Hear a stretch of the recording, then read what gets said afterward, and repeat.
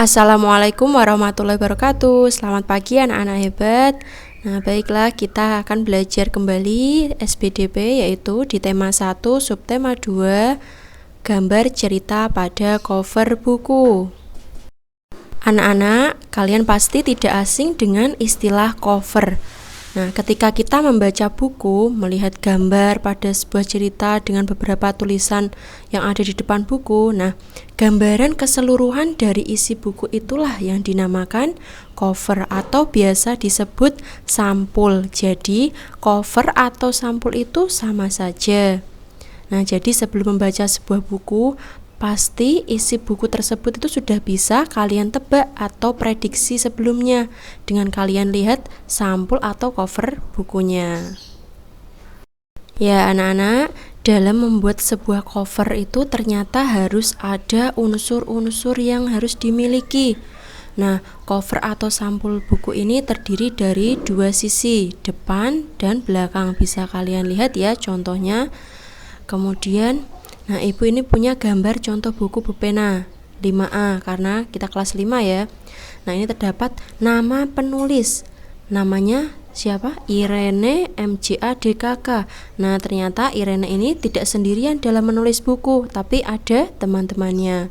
Karena ada kata DKK artinya dan kawan-kawan. Kenapa DKK? Karena semua penulis tidak mungkin kan ditulis dalam cover nanti penuh dengan nama-nama penulis, makanya disingkat DKK. Setelahnya ada judul. Nah, ibu ke bagian judul dulu ya. Judulnya apa? Ya, Bupena. Nah, kemudian ada kalimat penjelas judul. Bupena itu buku apa sih? Nah, dijelaskan bahwa Bupena adalah buku penilaian.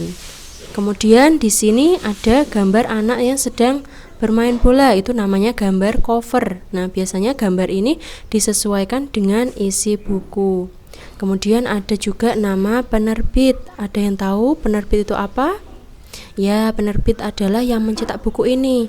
Di sini tertulis penerbit Erlangga. Jadi, yang mencetak buku ini adalah Erlangga. Nah, kemudian ada identitas penerbit. Nah, di sini biasanya tertulis alamatnya di jalan apa, kota mana, nomor telepon juga, seperti itu. Selanjutnya, ragam gambar cover berdasarkan kebutuhan buku. Nah, ini yang pertama ada gambar cover buku pendidikan.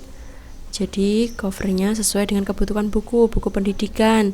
Kemudian ada gambar cover buku masakan, jelas ya gambarnya makanan. Yang ketiga ada cover buku cerita.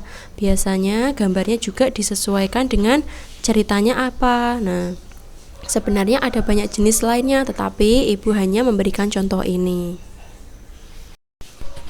Yang selanjutnya ada ragam gambar cover berdasarkan kebutuhan tampilan. Nah, kalau ini dilihat dari tampilan pada cover.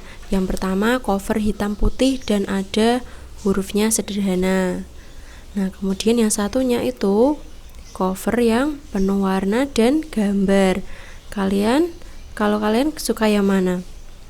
Biasanya anak-anak pasti suka yang gambar berwarna dan penuh tulisan ya, karena yang menarik. Ya, di sini ibu memberikan contoh dari cover yang sudah ibu guru buat. Nah, di sini sudah termuat unsur-unsur yang harus ada dalam cover ya, seperti nama, kemudian nama penerbit, kemudian identitas penerbit, ada juga judul dan juga gambar covernya. Ya, terima kasih. Nah, sudah selesai ya. Semoga apa yang Bu Guru jelaskan bisa kalian pahami dengan baik.